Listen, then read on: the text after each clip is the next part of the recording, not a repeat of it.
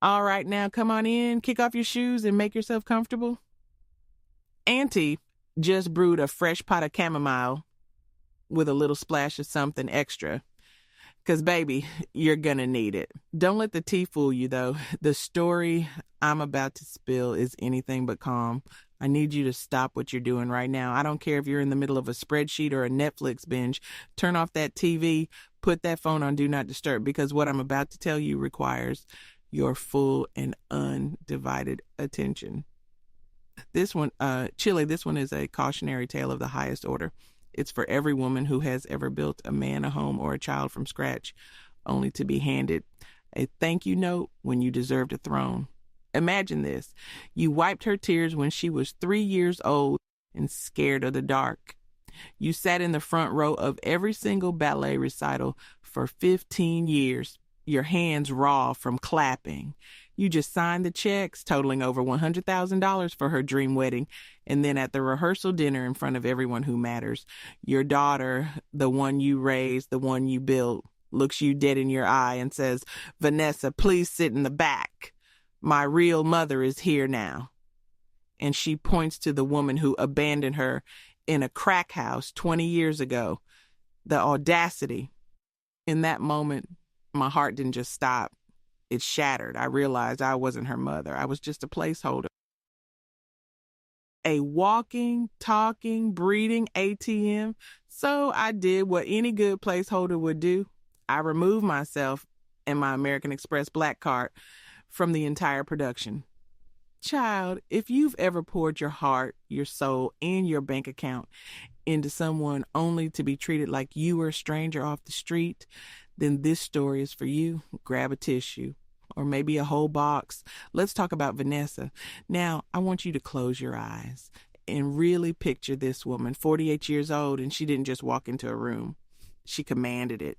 She moved through the world like she owned the very air everyone was breathing. And honey, she probably had the deed for it somewhere in her files.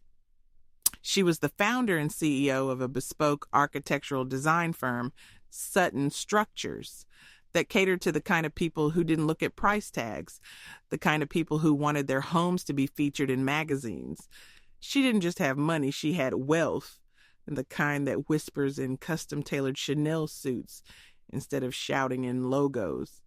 Her presence was a quiet storm, announced by the subtle, confident click of her Manolo Blahniks on marble floors and the lingering, intoxicating scent of Baccarat Rouge 540. Her hair was always a perfect, sleek bob. Her nails were always immaculate, and her smile. That smile had closed more multi-million-dollar deals than most companies see in a decade. She built her empire from the ground up, brick by painful brick, with a lethal combination of grit and grace that left her competitors scrambling.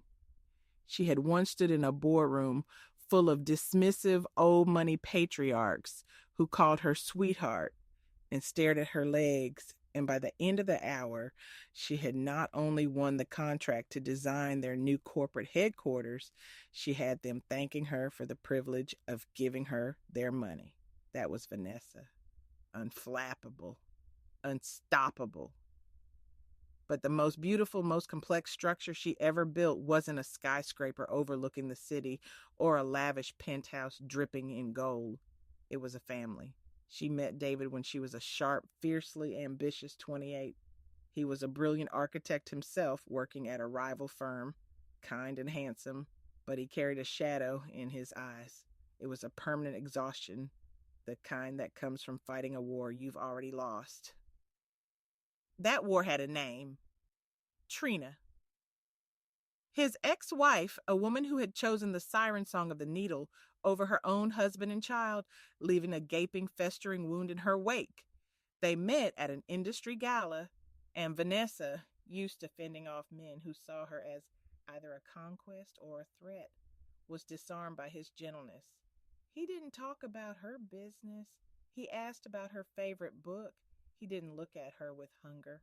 He looked at her with a weary, heartbreaking sadness that spoke to a depth of pain. She found herself wanting to understand. And at the epicenter of that wound, the ground zero of all that pain, was a 3-year-old girl named Bella.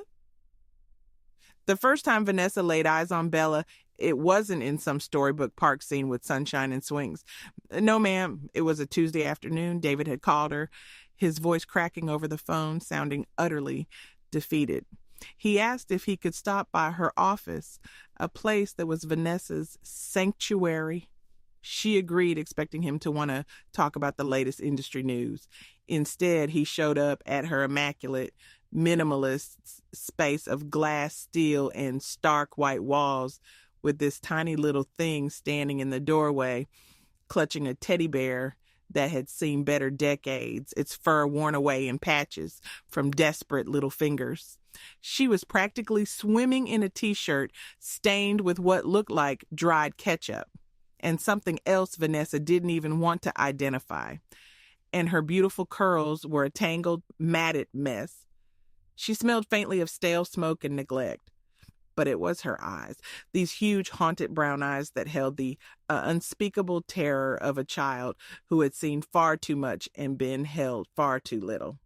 They darted around Vanessa's pristine, silent office like a cornered animal looking for an escape route. The story David told was grim, each word a heavy stone dropped into the quiet of the room. Trina had walked out, leaving Bella with a neighbor, under the pretense of a quick trip to the corner store. She never came back.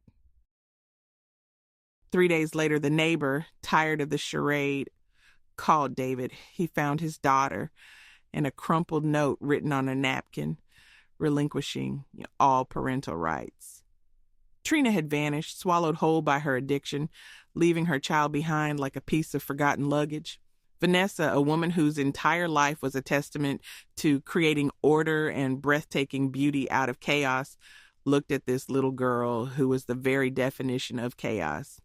And her heart didn't just break, it detonated. It opened up a space she didn't even know she had. She saw past the grime and the fear and the tangled hair. She saw a foundation that was cracked and damaged, but was waiting, just waiting, for a home to be built upon it. Without a moment's hesitation, she moved from behind her enormous glass desk and knelt down, her pristine silk blouse brushing against the polished concrete floor of her office. "Hello, beautiful," she said, her voice softer than she even knew she was capable of, a gentle caress in the sterile room. "My name is Vanessa. That's a very brave bear you have there." Bella didn't answer. She just stared, her little body as tense as a drawn bowstring, ready to snap. She flinched when Vanessa moved closer, but then Vanessa noticed the girl was shivering, not from cold, but from shock, her tiny arms covered in goosebumps. Without a second thought, Vanessa shrugged off her own expensive cream-colored cashmere cardigan, a soft, luxurious thing that probably cost more than David's monthly rent at the time. She wrapped it around Bella's small shoulders. It swallowed her whole, a cocoon of warmth that smelled of perfume and safety and a life the child had never known. For the first time, just for a second, the raw terror in Bella's eyes receded, replaced by a flicker of pure, unadulterated confusion. A silent question. What is this? What is this warmth? That was the moment. That was the beginning of everything. Vanessa married David a year later, but the truth is, on that day, in that office, she committed her life to Bella. The word stepmom never felt right. It was a word for substitutes, for understudies, for the B team. Vanessa was the lead. She was mom, full stop, period. And she played the part like she was gunning for an Oscar. She was the mom who spent hours on the floor of their new light-filled home, patiently guiding Bella's little hands to form letters and numbers, celebrating each shaky B like it was a signed treaty. She was the mom who, despite running a multi-million-dollar firm, mastered the art of the French braid for ballet class. Her fingers, usually busy signing 7-figure contracts, now expertly weaving ribbons into silky, clean hair. She was the mom who sat through 15 consecutive years of The Nutcracker, her heart swelling with a painful, beautiful pride every single time her daughter took the stage, from the clumsy little mouse in the back row to the elegant, confident sugar plum fairy in the spotlight. Vanessa didn't just provide, she participated. She threw herself into motherhood with the same ferocious, meticulous dedication she gave her business. When Bella was 9 and struggling with a science fair project on volcanoes, Vanessa didn't just help. She turned their pristine, all-white kitchen into a disaster zone. They stayed up until 2 a.m., side by side, creating a papier-mâché masterpiece that actually erupted with baking soda and vinegar, staining her Italian marble island with a bright red streak. When David saw it the next morning, his face went pale, but Vanessa just laughed, a full-bellied, joyous sound, and called it a battle scar, a monument to motherhood. She refused to let the cleaners scrub it off for a week. When a 4th grade bully kept stealing Bella's lunch money, Vanessa didn't just call the school. She showed up at pickup time in her gleaming black Range Rover, stepped out looking like a Vogue editor-in-chief, and had a very calm, very quiet, and utterly terrifying conversation with the bully's mother that ensured no one ever bothered Bella again. When Bella was 16 and got her heart stomped on for the first time by some trifling, pretty boy high school quarterback named Chad, she didn't go to her dad. She collapsed into Vanessa's arms, sobbing ugly, gut-wrenching tears into the shoulder of a Tom Ford Blazer that cost more than the boy's car. Vanessa just held her, rocking her gently in their enormous light-filled living room, surrounded by the art and success Vanessa had built. "I know, baby," she whispered, stroking her hair, letting her daughter's tears soak the expensive fabric. "I know it feels like the end of the world, but I promise you, it's just the beginning of you learning how strong you are. And until you believe it, Mama's got you. Always." Vanessa was meticulous, almost surgical, in how she handled the subject of Trina. She never, ever badmouthed her. When a curious adolescent Bella would ask about her first mom, Vanessa would choose her words with the precision of a diamond cutter. "Your biological mother was fighting a very powerful sickness, sweet girl," she'd say, her voice gentle but firm. "A sickness that made it impossible for her to be the mom you deserved. It had nothing to do with you. You were always, always wanted. Never for 1 second doubt that. She preserved a dignity for a woman who had none, all for the sake of the little girl's fragile heart. She was building a fortress of love and security around Bella, and she refused to let any ghosts from the past haunt its halls." So when Bella, now a poised, brilliant, and beautiful 23-year-old, came home with a 4-carat ring on her finger from a wonderful young man named Liam, whose family had their last name on university buildings and hospital wings, Vanessa was ecstatic. This was it, the culmination of all her love, her effort, her sacrifice, the final triumphant piece of the beautiful life she had built. "I want the wedding of the century, Mom," Bella had breathed, her eyes sparkling as bright as the diamond on her hand. "The kind of wedding people talk about for years." Vanessa had cupped her daughter's face in her hands, her own eyes shining. "Then the wedding of the century you shall have, my love," she had promised. And, child, let me tell you, she spared no expense. This wasn't just a wedding. It was a production, an event. She secured the city's most exclusive venue, a sprawling historic estate with gardens that looked like they were plucked from a Monet painting and a ballroom with ceilings that dripped with crystal chandeliers. The guest list was a who's who of the city's elite. The caterer had 2 Michelin stars and a waiting list a year long. Bella's gown was a bespoke Galia Le Havre, a breathtaking cascade of shimmering lace and hand-sewn pearls that cost more than a Mercedes G-Wagon. Vanessa dropped the $100,000 deposit for the venue and the celebrity wedding planner without so much as a second thought. It was a small price for her daughter's dream. The months of planning were a joyous, intoxicating whirlwind of cake tastings, floral arrangements, and dress fittings. It was a blur of champagne, laughter, and shared dreams. It was perfect until it wasn't. About a month out from the big day, a ghost from the past decided to knock on the digital door. A Facebook message from a Trina Collins. Bella showed it to Vanessa, her phone held in a trembling hand, a hesitant, guilty look on her face. The profile picture was of a woman who looked like life had chewed her up, spit her out, and then backed over her a few times for good measure. Her eyes were hollow, her skin sallow. "What do I do?" Bella asked, her voice a small whisper. Vanessa's perfectly curated world tilted on its axis. Every protective instinct, honed over 20 years, screamed, delete, block, ignore, set the phone on fire.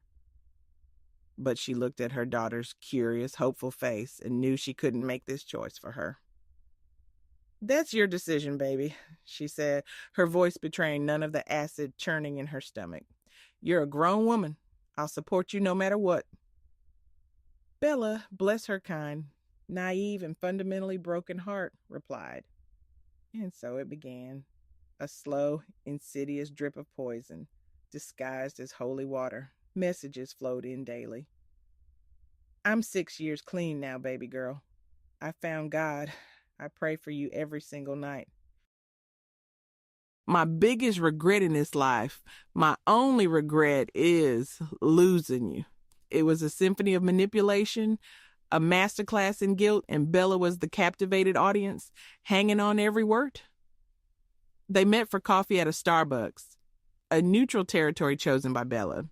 Trina showed up looking like a cheap imitation of a respectable woman, wearing clothes that were clearly from a secondhand store, but trying to look new. She cried. Oh, honey, the tears were worthy of a daytime soap opera. She clutched a worn-out Bible. She begged for forgiveness. She spoke of recovery and redemption and making amends. And Bella, who had a tiny 3-year-old shaped crack in her soul that Vanessa's love had never quite been able to fill, began to believe she could have it all. The mother who raised her and the mother who gave birth to her. Trina started inserting herself into the wedding planning. She'd show up uninvited at appointments, her eyes wide with a greedy, rapacious light as she heard the details. The designer dress, the society wedding, the wealthy groom. Vanessa saw it for what it was. Trina wasn't looking at her daughter with love. She was looking at a winning lottery ticket. She was sizing up the prize.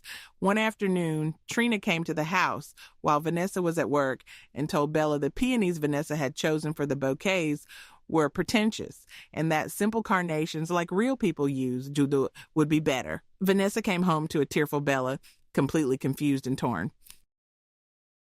"She just wants to be involved," Bella pleaded. "It's not a big deal." But it was a big deal. It was a power play. A slow, systematic erosion of Vanessa's role. Vanessa tried to talk to David about it. "This is moving too fast, David. Bella is vulnerable. This woman is a predator." David, ever the conflict avoider, just wrung his hands. "Let's just keep the peace, V. The wedding is almost here. What's the harm? Bella's happy." Vanessa looked at her husband and saw not a partner but a man desperate to avoid another emotional battlefield, even if it meant sacrificing his own wife on it. The week of the wedding, the tension in Vanessa's beautiful home was thick enough to choke on. Bella was stretched thin, a tightrope walker trying to please two warring sides. "Isn't it great, Mom?" she'd say, with a strained, desperate brightness. "I get to have both my moms there on my big day." Vanessa would just smile, a tight, painful stretch of her lips that didn't reach her eyes. "Both your moms?" "Honey, one of your moms was teaching you how to balance a checkbook while the other one was... Well, let's not go there. This is not the same thing. We are not the same." And then came the rehearsal dinner, the beginning of the end. The venue was an exclusive restaurant downtown, a place called Aria, in a private room with a panoramic floor-to-ceiling window overlooking the glittering city skyline. Crystal glasses sparkled, hundreds of candles flickered, and the air hummed with happy, expensive chatter. Vanessa was at the head table, seated next to David and across from Liam and his parents, looking radiant in a sapphire Roland Mouret dress that hugged her perfectly. She felt a deep, bone-deep satisfaction. They had done it. Her baby girl was getting her happily ever after. Trina was there, of course, seated a few tables away, looking garish and utterly out of place in a tight leopard print dress that was trying way too hard.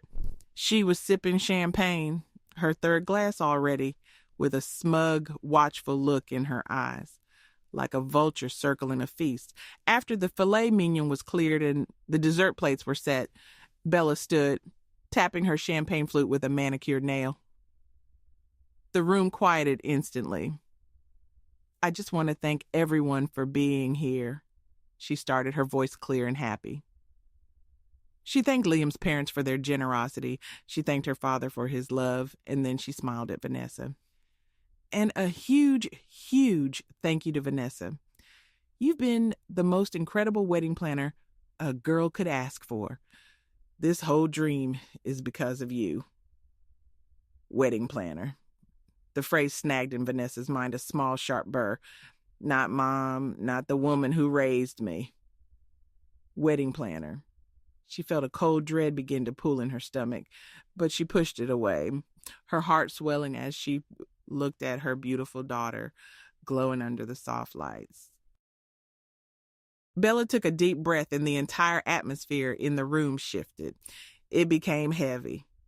Charge. "I also have a surprise," she said, a strange theatrical note in her voice. "As some of you know, I've recently reconnected with my birth mother." She gestured towards Trina, who sat up straighter, preening under the sudden spotlight. A saccharine smile plastered on her face. Vanessa's blood turned to ice water. She felt David tense beside her, his hand twitching on the table. She knew, with a sickening, gut-wrenching certainty, what was about to happen. This was a coup. As Bella spoke, flashes of the last 20 years shot through Vanessa's mind like a movie reel on fast forward. Bella's first day of kindergarten, her little hand clutching Vanessa's, her face buried in Vanessa's skirt, the late night in the ER after Bella fell off her bike and needed stitches, Vanessa holding her and singing to her. The day Bella got her acceptance letter to her dream college, the two of them jumping up and down and screaming with joy in the kitchen. Bella turned her eyes back to the head table, but she wasn't looking at her father. She was looking right at Vanessa. The warmth that had been there moments before was gone, replaced by a cold, righteous, almost cruel resolve. "For my wedding day," Bella announced to the silent captive room, "it's important to me to honor my truth. To honor my real family. Real family." The two words detonated in the center of the room, and the blast wave hit Vanessa right in the chest, knocking the air from her lungs. The room started to spin. "So tomorrow my mother Trina will be taking her rightful place in the front row, and she will be the one walking me down the aisle with my dad." A collective, horrified intake of breath swept the room. You could hear a pin drop on the plush carpet. Liam looked like he wanted the floor to swallow him whole. His parents stared at their plates, their faces frozen in polite horror. David just sat there, paralyzed, a statue of cowardice. But the final devastating blow, the twist of the knife, was yet to come. Bella's gaze, now dripping with a condescending saccharine pity, landed squarely on Vanessa. "Vanessa," she said, her voice now soft, which was 1,000 times more brutal than a shout. "We've, of course, saved a seat for you. You can sit in the guest section, maybe in the back, so you can get a good view of everything. Thank you for all your help, but my real mother is here now." The silence that followed was a physical thing. It was a weight. It pressed in on Vanessa from all sides, crushing her lungs, roaring in her ears louder than any sound she had ever heard. The silence shattered her ribs. She felt every single pair of eyes in that room on her, feasting on her public humiliation. She looked at Bella, the child whose nightmare she had soothed, whose triumph she had celebrated, whose very life she had built from the ashes, and she saw a complete and total stranger. And then she saw it over Bella's shoulder, Trina's face, a small, almost imperceptible, venomous smirk of pure victory. "I won," it said. "You were just the hired help, the nanny, the bank, and now your job is done." 20 years of unconditional love. 20 years of scraped knees, report cards on the fridge, prom dresses, tuition payments, late night talks, and inside jokes. All of it reduced to a guest section seat in the back. She wasn't a mother. She was a vendor, a patron, an ATM. Vanessa's lifetime of training, her career built on composure and unshakable elegance, took over like a pilot switching to autopilot in a crisis. She did not cry. She did not scream. She would not give them the satisfaction of a scene. Slowly, with the impossible grace of a queen abdicating a throne she never should have had to fight for, she placed her linen napkin neatly on the table. She rose to her feet. The room held its breath, waiting for the explosion. She looked at her husband, whose face was a mask of shock, shame, and utter cowardice. Then she looked at Bella one last time, her eyes completely, terrifyingly blank, an empty canvas where a masterpiece used to be. "Enjoy your dinner," she said, her voice a quiet sliver of ice that sliced through the thick, shocked air and silenced every heartbeat in the room, and she turned and walked away. Her manolas were silent on the thick Persian rug. Each step was a lifetime. She walked past the gawking guests, past the open-mouthed waitstaff, and past the smirking woman in the leopard print dress. She didn't look at anyone. Her spine was a rod of steel. The moment the heavy oak doors of the restaurant closed behind her, the armor cracked. She didn't run. She strode, her posture ramrod straight, all the way to the valet stand. She got into her Mercedes G-Wagon, the fortress she had bought with her own sweat and brilliance. And the second the heavy door thudded shut, sealing her inside her private leather-scented world, she broke. A raw, guttural scream tore from her throat, a sound of pure, primal agony that she didn't know she was capable of making. She slammed her fists against the leather-wrapped steering wheel again and again and again. The sharp pain in her knuckles a welcome distraction from the gaping black canyon that had just opened up in her chest. The tears came then, hot and furious, blurring the glittering city lights into a meaningless, taunting smear. 20 years. Erased. Demoted. Discarded for what? To be publicly executed by the person she loved most in the world. To be told she was a guest at her own daughter's life. She drove home through the silent, sleeping streets, the multi-million-dollar house she had so meticulously designed and filled with love and laughter, now feeling cavernous and cold. As she walked in, the first thing she saw was a framed photo on the console table. A 10-year-old Bella, gap-toothed and beaming, holding up a blue ribbon from the school swim meet, Vanessa's arm around her, equally proud. She wanted to smash it. She walked into the living room and saw the faint red stain on the white marble island, the battle scar from the volcano project. It mocked her. She ended up on the cold marble floor of her master bathroom, curled in a fetal position, her beautiful sapphire dress, a crumpled, ruined mess around her. The pain was a physical entity, a beast with claws and teeth tearing her apart from the inside out. She cried until her throat was raw and her eyes were swollen shut. She was just a guest, a glorified checkbook, a checkbook cert. The thought cut through the thick, suffocating fog of grief like a flash of lightning. Trina smirked. It wasn't just about biology, it was about money. Trina thought she had clawed her way back just in time to ride the gravy train of Bella's new, wealthy life. She thought she'd hit the jackpot, but Liam's family, for all their old money wealth, were notoriously frugal. They were paying for the honeymoon to Bora Bora, and that was it. The wedding. The six-figure magazine-worthy spectacle? The dress, the flowers, the Michelin-starred food, the historic estate, that was all Vanessa. Her money, her success, her signature on the checks. The sobbing stopped. It was as if a switch had been flipped. A new feeling began to crystallize in the wreckage of her heart. It was cold. It was hard. It was diamond sharp. It was the feeling of a CEO about to liquidate a failed and toxic asset. Vanessa pushed herself up off the floor. Her movements were no longer broken and grief-stricken. They were deliberate, precise. She walked into her home office, a sanctuary of dark wood, leather, and the quiet hum of power. She sat down in her ergonomic Herman Miller chair, the one that faced the sprawling city she had conquered. She opened her laptop. Her fingers steady as a surgeon's flew across the keys. She pulled up her accounts. There it was, the wire transfer to the wedding planner. The Amex Black Card statements with pending charges for florists, bakers, and designers. The proof, the receipts, the power. She picked up her phone. Her thumb hovered over the wedding planner's contact. Chloe Astor. Chloe, it's Vanessa Sutton, she said, her voice devoid of all emotion when the call was answered just after midnight. Vanessa, oh my God, what happened? Is everything okay? Bella just called me screaming.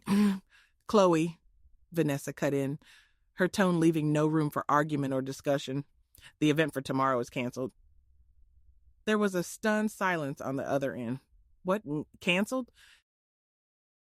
Vanessa, we can't. It's in less than 12 hours. The staff is on site. The flowers are being delivered at dawn. The contracts are all signed. You will call every single vendor, Vanessa stated. Her voice as flat and final as a tombstone. The venue, the caterer, the musicians, the florists. You will inform them that the client has rescinded payment, effective immediately. The wedding is off. But the deposit, the contracts, that's $100,000, Vanessa, is non-refundable. You'll lose it all. Chloe's voice was frantic. A small, dry, humorless laugh escaped Vanessa's lips. I'm aware of the terms, Chloe. I wrote them with my lawyer. Consider the deposit your fee for the inconvenience of this phone call and for your silence. But not one more cent of my money will be spent on that event. My principles are not for sale. Are we clear? Crystal? Chloe whispered, sounding terrified. Vanessa hung up. Next, she logged into her bank. The joint account she kept topped up for Bella's expenses? Frozen. The emergency Amex Platinum she'd given her for just in case? Canceled. The lease on the new Audi she'd co-signed for as a graduation present. She made a note to call the dealership first thing in the morning to begin the process of transferring liability. She snipped every single financial cord with the cold precision of a bomb disposal expert. With each click, she felt a piece of her power, her self-respect returning. She had been dismissed as a guest. Fine. She would act like one. A guest who was now going to pour herself a glass of very expensive Chateau Margaux, put on some Nina Simone, and enjoy the profound silence of her beautiful, empty house. The next morning, the sun rose on what was supposed to be the happiest day of Bella's life. Vanessa was on her veranda, wrapped in a silk robe, sipping coffee and watching the sunrise paint the sky. Her phone buzzed on the glass table at exactly 9:17 a.m. The screen flashed. Bella. She let it ring 3 times, listening to the vibration rattle against the glass. Then she answered, putting it on speaker. A shriek, shrill and hysterical, pierced the morning calm. Vanessa, what did you do? Vanessa took a slow, deliberate sip of her coffee. Good morning, dear. Is something the matter? The matter? The gates to the estate are locked. The caterers are gone. The florist took all the flowers back. Liam is losing his mind. His parents are horrified. You've ruined my wedding day. How could you be so cruel? Vanessa placed her cup carefully in its saucer. The delicate clink of porcelain was the only sound on her end. Crisp, definitive. Bella, she said, and her voice was the terrifying calm in the center of the hurricane. I believe I am the one who is confused. You made your position and mine exquisitely clear last night in front of 200 people. She paused, letting the words hang in the air between them. You wanted your real family to handle the wedding. You wanted your real mother to walk you down the aisle. You informed me quite publicly that I was just a guest, but you were paying for it? Bella sobbed, the sound raw and desperate. You know she doesn't have any money. Indeed I was, Vanessa replied, her voice as smooth and hard as polished granite. As the mother of the bride, a role which, if you recall, you publicly stripped me of. And guests, Bella, do not finance $100,000 events. That is a family matter. She picked up her cup again, her hand perfectly steady. So I did you the courtesy of respecting your wishes. I removed myself and my finances from the equation.